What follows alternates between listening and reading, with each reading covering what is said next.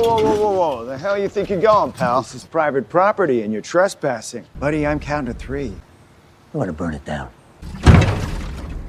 Yeah, that's not happening, buddy.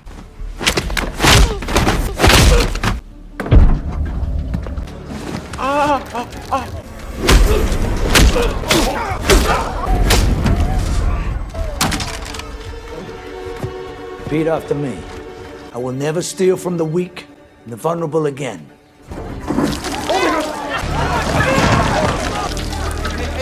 I'm a beekeeper to protect the hive. Sometimes I use fire to smoke out hornets.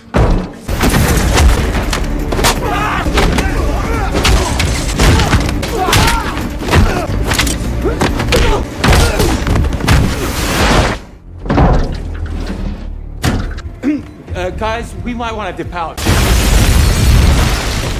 Sa simula ng pelikula, ipinakilala sa atin ang isang lalaking nagngangalang Clay, na dating miyembro ng isang Special Forces unit sa isang lihim na organisasyon na kilala bilang mga beekeeper. Ang lihim na grupong ito ay nag-ooperate sa ilalim ng gobyerno ng Estados Unidos, at humaharap sa mga kaso na hindi kayang tapusin ng mga regular na law enforcement. Pagkatapos magretiro mula sa mga beekeeper, nagpasya si Clay na mamuhay ng mapayapang buhay at naging isang regular na beekeeper. Nagrenta siya ng garahe mula sa isang matandang babae na nagngangalang Mrs. Parker kung saan siya nakatira. Si Mrs. Parker ay isang retiradong guro, na ngayon ay mag-isa na lang at nasasangkot sa isang charity organization, na tumutulong sa mga kapuspalad na mga kababaihan at mga bata. Masaya siyang nangungupahan si Clay dahil lagi itong magalang at mabait. 2 days unchecked, and wipe out the whole colony. Had the expression kick the hornet's nest? What are you gonna do with him? Bilang tugon, si Clay naman ay nagpapasalamat kay Mrs. Parker sa pagpaparenta sa kanya ng garahe. No one's ever taken care of me before. I just wanted to thank you for putting up with me and all of my bees. Pagkatapos ng kanyang trabaho, inimbitahan ni Mrs. Parker si Clay na maghapunan kasama niya. Mr. Clay, come back at supper time. Let me feed you. Habang nagtatrabaho si Mrs. Parker sa kanyang laptop, bigla siyang nakatanggap ng isang virus notification na nagbabala sa kanya na ang kanyang hard drive ay nagka-virus. Pinayuhan siya ng notification na makipag-ugnayan sa ibinigay na numero kung gusto niyang maiwasan ang permanenteng pinsala o pagkabura ng kanyang mga data. Nang walang sinasayang na oras, dinaya ni Mrs. Parker ang ibinigay na telephone number. Sa kasamaang palad, ang numero ay kinonekta siya sa headquarters ng isang criminal gang na kilala sa pagpapatakbo ng mga phishing scam sa ilalim ng disguise na isang antivirus company. Habang tumatawag si Mrs. Parker, isang team ng mga hacker ang matagumpay na nahack ang kanyang computer at nakuha ang kontrol dito. Madali nilang na-trace ang ilan sa mga financial transaction na isinagawa sa kanyang computer. Samantala, si Mrs. Parker, na kulang sa kaalaman tungkol sa pagtanggal ng computer virus, ay humingi ng gabay mula sa manager na si Mickey Garnett. Naguguluhan siya sa mga hindi pangkaraniwang bagay na nangyayari sa kanyang computer. Gayunpaman, tiniyak sa kanya ni Mickey na ang kanyang nasasaksihan ay bahagi lang ng proseso ng pag-alis ng virus ng kanilang kumpanya. Bilang paghingi ng tawad sa anumang abala, hiniling ni Mickey kay Mrs. Parker ang impormasyon ng kanyang bank account at nangako ng kompensasyon mula sa kanilang kumpanya. Nang walang pag-aalinlangan, ibinahagi ni Mrs. Parker ang mga detalye ng kanyang bank account kay Mickey at nagulat nang makatanggap siya ng $50,000. Gayunpaman, ipinaalam sa kanya ni Mickey na pinahintulutan lamang siyang magpadala ng $500 at hiniling kay Mrs. Parker na ibalik ang labis na pera. Nang hindi man lang nagdududa, nilogin ni Mrs. Parker ang kanyang bank account sa computer upang ibalik ang pera kay Mickey. Habang ipinapasok niya ang kanyang password para kumpletuhin ang transaksyon, biglang nag-shutdown ang laptop. At nang buksan niya muli ito, naglaho na ang lahat ng kanyang pera. Matagumpay na nahack ni Mickey at ng kanyang team ang kanyang bank account, na iniwan si Mrs. Parker sa estado ng pagkabigla. Hindi lamang ang kanyang savings ang nawala sa kanya, kundi pati na rin ang mga pondo na kabilang sa charity organization na kanyang pinamamahalaan. Habang si Mrs. Parker ay hindi makapaniwala sa biglaang pagnanakaw, si Clay naman ay busy sa pag-aani ng mga honey, at plano niyang iregalo ito kay Mrs. Parker. Gayunpaman, pagdating ni Clay sa bahay ng matanda, naramdaman niyang may mali, at maingat na kumuha ng kutsilyo mula sa kusina para sa proteksyon. Pagpasok ni Clay sa sala, isang nakakagulat na tanawin ang sumalubong sa kanya. Nakakalungkot na namatay si Mrs. Parker, at isang baril ang nakalapag sa sahig sa tabi niya. Sa mismong sandaling yun, dumating ang isang FBI agent na nagngangalang Verona, na agad na itinutok ang kanyang baril kay Clay. Naniniwala si Verona na si Clay ay may kinalaman sa pagkamatay ni Mrs. Parker, na nagkataon na kanyang ina. Nang walang pag-aalinlangan, tinawagan ni Verona ang mga lokal na pulis, na mabilis namang dumating at nagsagawa ng masusing pagsisiyasat sa bahay ni Mrs. Parker, habang si Clay naman ay dinala sa stasyon ng pulisya para sa ilang pagtatanong. I was bringing her a jar of honey. How do you know my mother? I told you I'd take care of bees. Sa kabila ng kanyang matinding kalungkutan sa pagkawala ng kanyang ina, determinado si Verona na tuklasin ang katotohanan sa likod ng trahedya. Sa pagsusuri sa pinangyarihan ng krimen, nakita ni Verona ang ebidensya na ang kanyang ina ay naging biktima ng isang sindikato, na kilalang kilala sa kanilang mga phishing scam, na nagresulta sa pagkawala ng lahat ng ipon ng kanyang ina. Sa pagkabigla ni Verona, naging maliwanag na ang pagkamatay ng kanyang ina ay hindi isang homicide. Nang meron ng ebidensya na nagpakamatay talaga si Mrs. Parker, nagpa siya ang pulisya na palayain na si Clay. Nang sumunod na araw, dumating si Verona upang humingi ng tawad sa kanyang maling akusasyon sa pagkamatay ni Mrs. Parker. Ibinahagi niya sa kanya ang mga detalye ng pagpanaw ng kanyang ina, at isiniwalat ang pagkakaroon ng isang kriminal na sindikato na nagpapanggap bilang isang antivirus company, na nilinlang ang kanyang ina at ninakaw ang kanyang mga pondo sa bank account.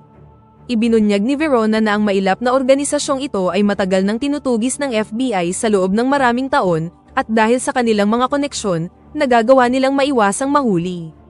Nang malaman ito, agad na nakipag-ugnayan si Clay sa mga beekeeper at inatasan silang itrack ang kriminal na sindikato. Desidido siyang bigyan ng hustisya ang malagim na pagpanaw ni Mrs. Parker. Gamit ang lahat ng resources at impormasyong available sa kanila, ang mga beekeeper ay mabilis na nakakuha ng impormasyon tungkol sa UDG, ang mapanlinlang na antivirus company na pinamamahalaan ni Mickey, at agad itong ibinigay kay Clay. Kalaunan pagkatapos noon, pumunta si Clay sa headquarters ng UDG na may dalang 2 garapon na puno ng gasolina. Kaagad niyang pinabagsak ang mga security personnel sa labas. At pagdating sa control room, hinarap niya ang mga empleyado. Sinadyang atakihin ni Clay ang isa sa kanila, at inutos na ipangako nila na hinding-hindi na nila sasamantalahin ang mga mahihinang individual tulad ni Mrs. Parker. Pagkatapos ay inutusan niya silang lisanin ang silid at pinagpatuloy ang pagbuhos ng gasolina sa lahat ng computer equipment. Nang dumating si Mickey at ang kanyang mga tauhan para harapin si Clay, madali niyang tinalo ang mga ito.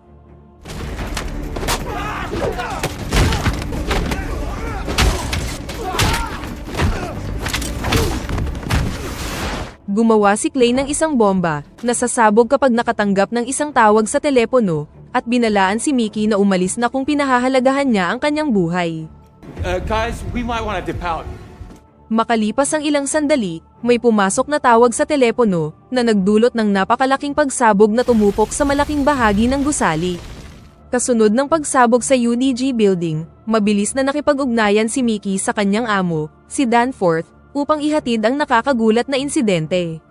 Ipinaliwanag niya na isang lalaking nagpakilalang beekeeper ang pumasok sa kanilang kumpanya, madaling pinabagsak ang mga security personnel, at pinasabog ang kanilang headquarters.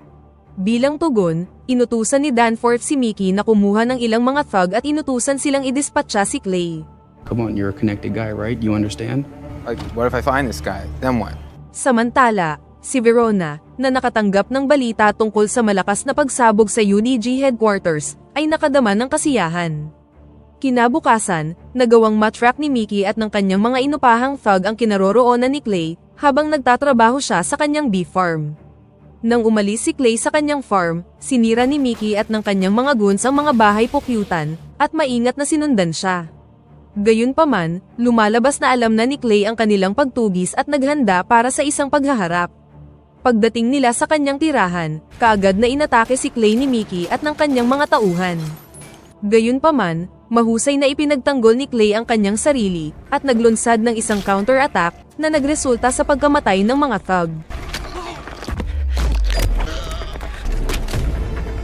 Sinadya ni Clay na buhayin si Mickey, ngunit pinutol ang kanyang mga daliri para magsilbi itong mahigpit na aral. Kasabay nito, si Verona, na nagsasagawa ng interogasyon sa isang empleyado ng UDG, ay nakatanggap ng balita ng sunog sa tirahan ng kanyang ina. Nang maalarma, nagmamadali siyang pumunta sa bahay ng kanyang ina at natuklasang tupok na ang garahe ni Clay. Sa sandaling yun, laking gulat niya nang makita ang isang ID mula sa kumpanya ng UDG, sa mga gamit ng isa sa mga bangkay na na-recover mula sa pinangyarihan ng sunog. Ang pagtuklas na ito ay nagbunsod kay Verona na maghinala na si Clay ay direktang sangkot sa lahat ng mga insidente na may kaugnayan sa kumpanya ng UDG. Sa gitna ng mga pangyayaring ito, si Mickey, na nakatakas sa mga kamay ni Clay, ay tinawagan si Danforth upang iulat ang nabigong plano ng pagpatay at pagkaputol ng kanyang mga daliri. Nang marinig ito, sumiklab ang galit ni Danforth at sinimulan niyang tanungin ang tunay na pagkatao ni Clay. Habang nag-uusap sila, biglang sumulpot si Clay at inatake si Mickey habang nakikipag-usap pa rin siya kay Danforth. Pagkatapos ay tinalian ni Clay ang katawan ni Mickey gamit ang lashing belt at inilagay ito sa bumper sa harap ng kanyang sasakyan, na pinaandar niya naman pagkatapos. Mabilis na hinila ng sasakyan ang katawan ni Mickey sa tubig, at ang buong insidenteng ito ay narinig ni Danforth, na nasa linya pa rin ng telepono. Nang ma-realize ito, kinuha ni Clay ang cellphone ni Mickey at malamig na ipinaalam kay Danforth ang kanyang nalalapit na pagdating upang ayusin ang usapin. You haven't told me your name. You are forces that you cannot comprehend. I'm about to show you. Samantala, si Verona at ang kanyang partner na si Matt, ay gumawa ng masusing investigasyon upang maghanap ng impormasyon tungkol kay Clay sa mga database ng gobyerno ng Estados Unidos, ngunit nakarating lang sila sa isang dead end. Napagpasyahan ni Verona na si Clay ay maaaring isang taong sumailalim sa espesyal na pagsasanay sa loob ng isang lihim na organisasyon ng gobyerno, isang revelasyon na kahit ang FBI ay hindi alam. Hindi nagtagal, nakatanggap si Verona ng impormasyon tungkol kay Mickey, na natagpuang nalunod at nakatali sa truck ni Clay. Samantala, nagpasya si Danforth na makipagkita kay Jeremy Wallace, isang dating pinuno ng CIA, na ngayon ay nangangasiwa na sa kanyang seguridad. Ginawa niya ito ayon sa kahilingan ng kanyang ina na si Jessica, ang bagong luklok na Pangulo ng Estados Unidos. Gusto ni Jessica na tiyakin ni Jeremy ang kaligtasan ng kanyang anak. Nang marinig ang tungkol sa pagkakasangkot ni Danforth sa isang sitwasyon sa isang taong nagpakilalang beekeeper, agad na kumilos si Jeremy. Nakipag-ugnayan siya sa kasalukuyang direktor ng CIA, si Janet, upang magtanong tungkol kay Clay. Ipinaalam sa kanya ni Janet na nagretiro na si Clay sa mga beekeeper. Sa kabila nito, inutusan ni Jeremy si Janet na dispatchahin si Clay. Kasunod ng kanyang mga utos, nakipag-ugnayan si Janet sa mga beekeeper, at inatasan ng isa sa kanilang mga operatiba na si Anna, na gawin ang assassination kay Clay. Sa sumunod na eksena, nagpapagasolina si Clay sa isang gasolinahan, nang bigla siyang tambangan ni Anna, ngunit nagawang makaiwas ni Clay sa pag-atake at nadaig ang babae.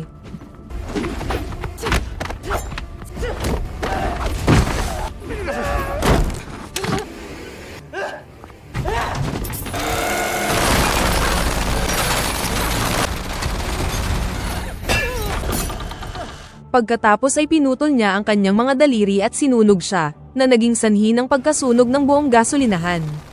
Upang maiwasan ang mga karagdagang casualty, ipinaalam ng mga beekeeper sa CIA na mananatili silang neutral at hindi nahahabulin pa si Clay. Ipinadala ni Janet ang mensaheng ito kay Jeremy, na nagpapahiwatig na ang CIA at ang mga beekeeper ay hindi na makikialam sa hidwaan sa pagitan ni Clay at Danforth. Sa impormasyong ito, walang ibang choice si Jeremy kundi ang asikasuhin ang mga bagay-bagay sa sarili niyang mga kamay upang madispatcha si Clay. Nag-assemble siya ng isang pangkat ng mga Special Forces member, at isiniwalat sa kanila ang pagkakaroon ng mga beekeeper.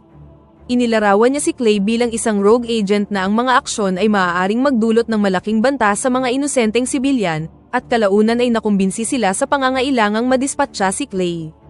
Kinabukasan, dumating sina Verona at Matt sa nasunog na gasolinahan at natuklasan ang hindi matukoy na katawan ni Anna. Tila bahagi si Anna ng isang lihim na organisasyon ng gobyerno, ngunit hindi alam ni Verona kung bakit niya hinahabol si Clay. Samantala, ginamit ni Clay ang naputol na daliri ni Anna upang makapasok sa kanyang tirahan at ma-access ang kanyang computer.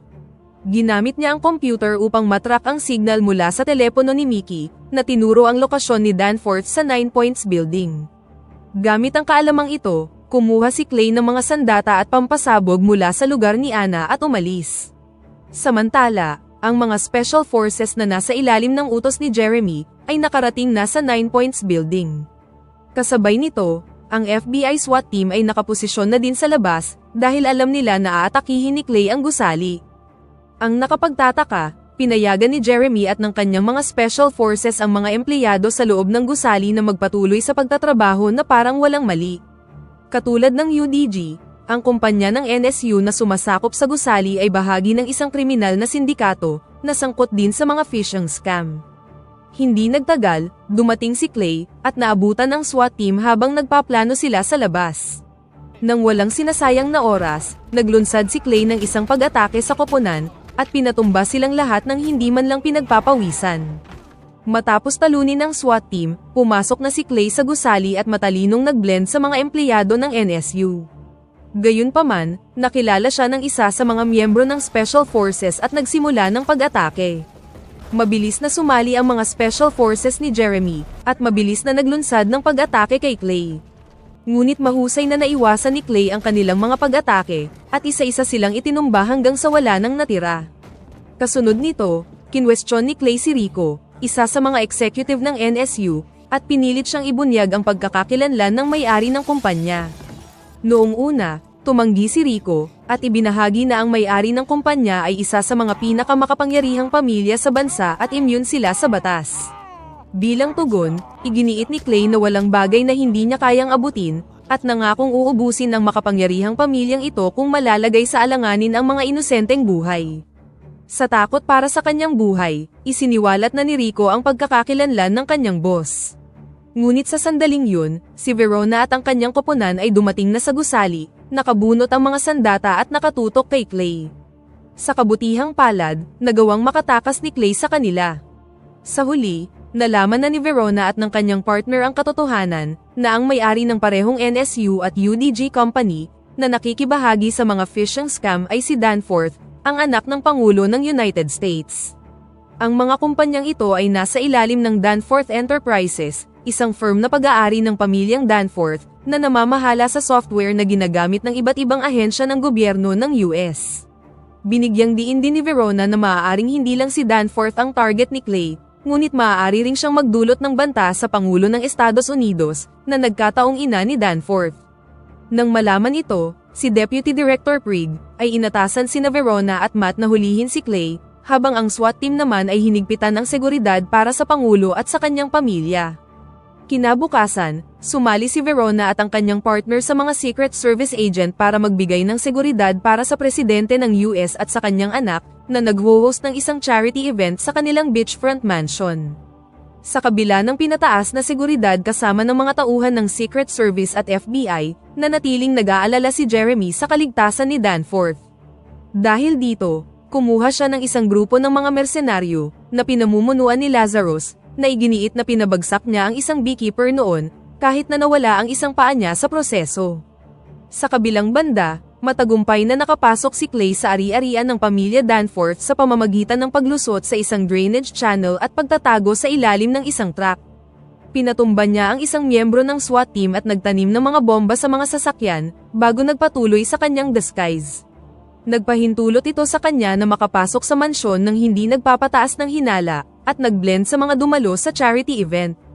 Samantala, nakipagpulong si Prigg sa Pangulo at inilatag ang lahat ng detalye, kabilang ang paggamit ni Danforth ng software mula sa Danforth Enterprise, at ang paglikha ng maraming kumpanya para sa mga phishing scam.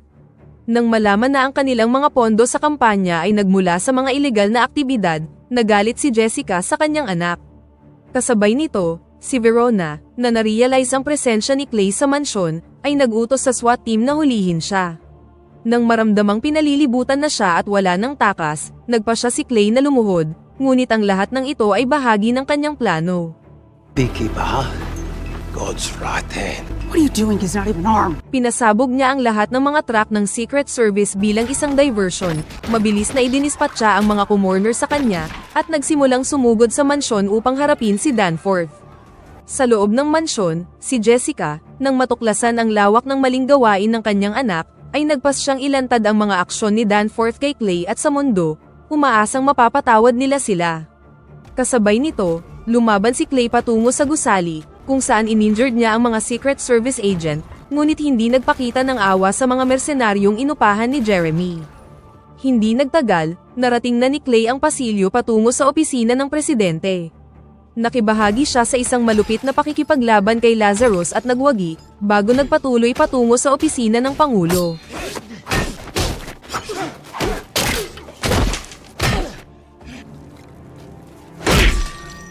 Gayunpaman, nang sinubukan niyang pumasok sa silid, hinarap siya ni Jeremy, at sinubukang pigilan si Clay na patayin si Danforth.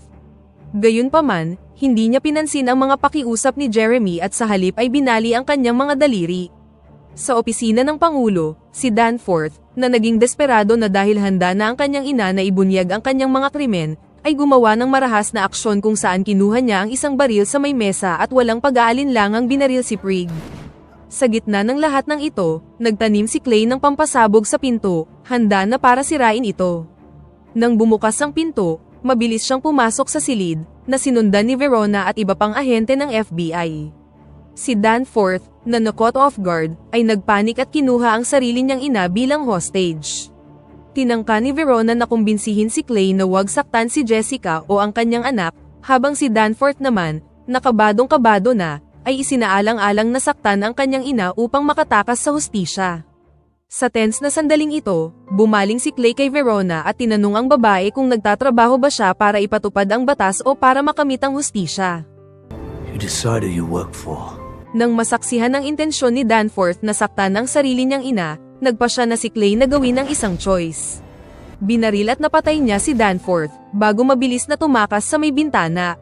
Si Verona ay may malinaw na shot kay Clay, ngunit mas pinili niyang palayain siya, inuna ang hustisya para sa kanyang ina at iba pang mga biktima, kaysa sa mahigpit na pagsunod sa batas. Goodbye, Adam Clay. Sa huli, nagawang makatakas ni Clay sa mansyon, gamit ang mga scuba gear na itinago niya sa dalampasigan, at dito na nagtatapos ang pelikula. Pakipindot naman ng like button kung nagustuhan mo ang pelikula at kung hindi naman, pindutin mo ng 2 beses ang dislike button para lang makasiguro.